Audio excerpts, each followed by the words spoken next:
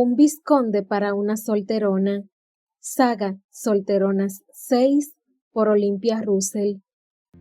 Capítulo 12. Pero, Matilde, estás preciosa. La primera reacción no podía haber sido mejor, aunque igual un poco excesiva, como todo lo que venía de Georgia. No grites tanto, Georgia. No quiero llamar la atención sobre mi pelo. Ya llama demasiado la atención sin señalarlo. A veces no entiendo cómo has podido escribir este libro tan escandaloso. La autora y tú parecen personas diferentes. Menos mal que he aparecido yo en tu vida para liberarte, y mi padre para liberar tu pelo. La joven soltó una carcajada después de decir aquello. Matilde sabía que en el fondo tenía razón, que su vida estaba dando un cambio importante y definitivo gracias al vizconde, y sobre todo a su díscola hija, pero aún así prefería ir con cuidado. Aún no estaba preparada para ser externamente igual que lo era en su interior. Vamos a la biblioteca a buscar algo interesante para leer y comentar, le contestó a Georgia, evitando mencionar el tema de su pelo y sobre todo el de su padre.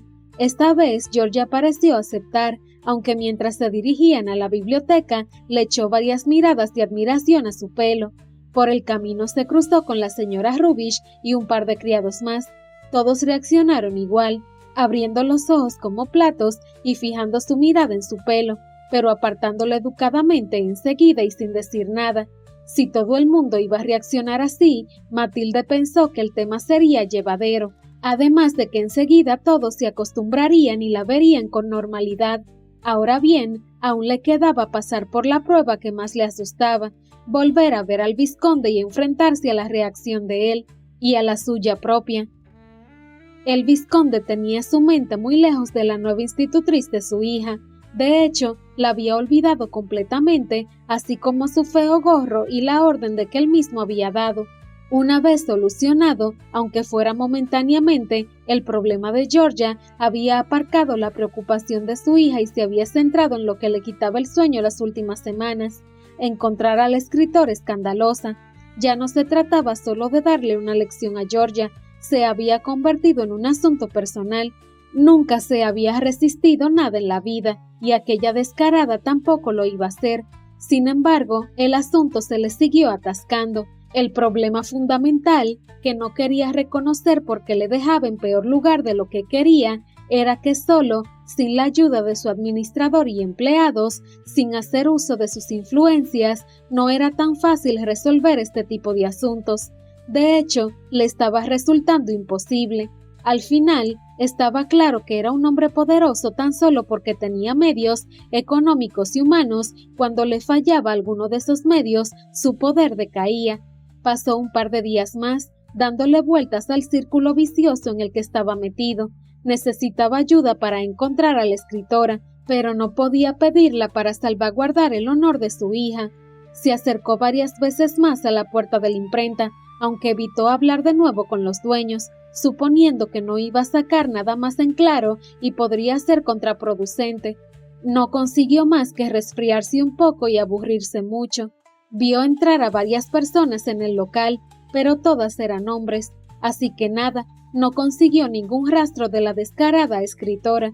Y la mañana del tercer día, sentado tras la mesa de su despacho, empezó a rendirse. Tenía que abandonar la búsqueda.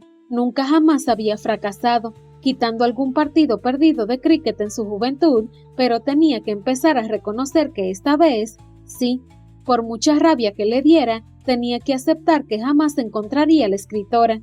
Pensándolo sin dramatizar, no era para tanto. Su vida no dependía de que la encontrara o no. Nadie sabía que le estaba buscando. Por tanto, tampoco tenía que pasar por la humillación de su fracaso. Bueno, decir nadie no era exacto.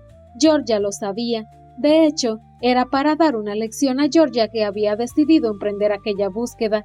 Irónicamente, al final estaba siendo él el castigado, y quien iba a quedar en evidencia ante su hija por su fracaso. Lo que le faltaba era darle a su hija más argumentos para torturarlo.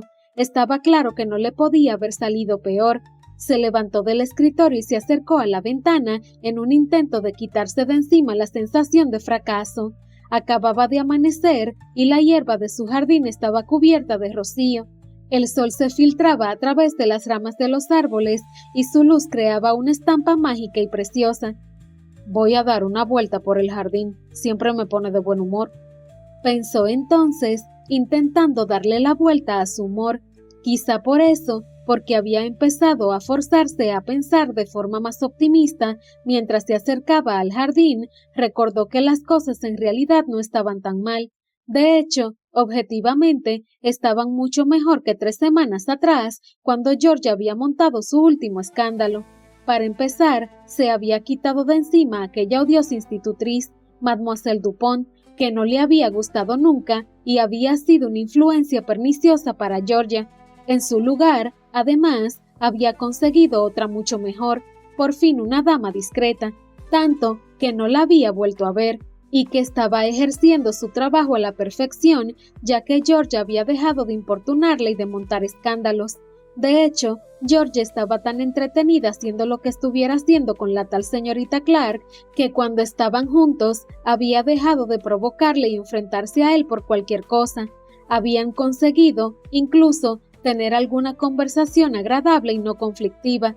El día anterior, sin ir más lejos, habían estado hablando de microscopios en la cena. Al parecer, la señorita Clark sabía utilizar aquellos aparatos y le había dado a Georgia la idea de tener uno en el palacio para poder observar a través de sus lentes hojas y flores. Quizá no era la actividad más femenina que se le podía ocurrir. Hubiera preferido que su hija cantara, tocara el piano y perfeccionara su francés, pero tampoco tenía nada de malo, así que dio el visto bueno a la compra del microscopio. Mientras Georgia estuviera ocupada en aquellas actividades inofensivas, no tramaría otras indecentes. Después de que él aceptara, su hija le había regalado un beso y un abrazo y había salido rumbo a la biblioteca a decírselo a la señorita Clark. «Es fantástica, papá», le había dicho Georgia antes de cerrar la puerta. Y sí, pensó él mientras abría la puerta que daba al jardín. «Parece serlo, por la paz que me está dando».